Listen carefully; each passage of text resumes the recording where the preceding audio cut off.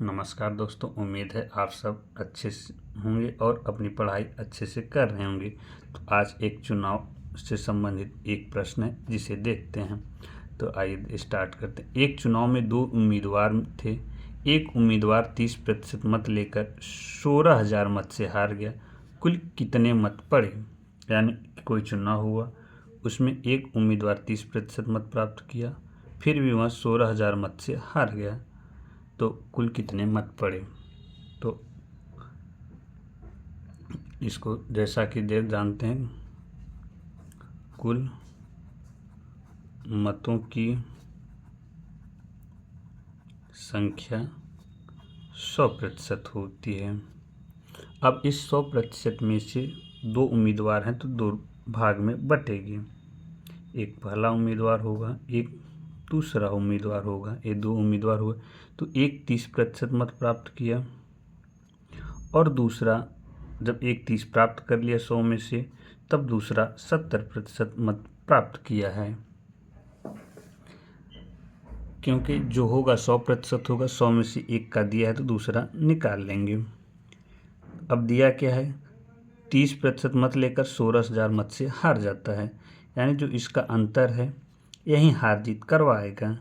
तो इससे का अंतर हमें प्रतिशत के रूप में न देकर मत के रूप में दिया है, तो इस मत के रूप में हमको प्रतिशत के रूप में हमें पता है, तो यही प्रतिशत को हमको बदलकर मत के रूप में लाना है। तो इसका अंतर जो है 40% है, यानी जो कुल मतों की संख्या का 40% इसका अंतर आया। तो जो हार जीत होगा वह हार जीत इसी अंतर से हुआ होगा। तो दिया है कि कुल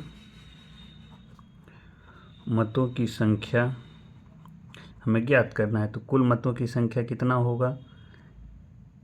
जो हमको दिया है, अंतर दिया है, तो हमको कुल मतों का 40% बराबर दिया है कितना? 16,000। जब कुल मतों की संख्या का 40% बराबर 16,000 दिया हुआ है, तब इसे सरल कर लेंगे। 40% को लिखेंगे, प्रतिशत का चिन्ह हटाएंगे तो 100 से मल्टीप्लाई करेंगे तो 40/100 हो जाएगा। अब इसकी वैल्यू दिया है 16,000। अब इसको कटपिट करते हैं, 4 4 चौक 16। इस तरीके से अब हमको कितना प्राप्त हो गया? 40,000। कुल मत 40,000 पड़े थे। अब आइए इसके उत्तर की जांच करते हैं कि यह सही है कि गलत है। मान लेते हैं कि यह हमें उत्तर की जांच करना है, तो कैसे करेंगे? तो आइए देखते हैं। उत्तर की जांच, कुल मत होता है 100%।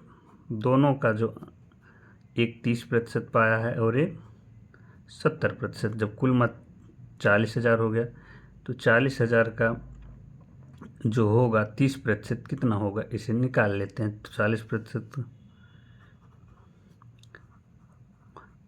30% इसको मिला है और इसको 70%।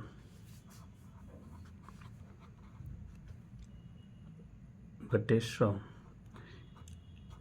जीरो से कट गया, इधर 2 जीरो, इधर कट गया, 4 3 12, 1 2 3 जीरो, इधर 7 चौक 28 और 3 जीरो। एक को 12,000 मत मिला, एक को 28,000 मत मिला। जब एक दूसरे को हार जीत जो हुआ अंतर से हुआ होगा, जब हम 28,000 से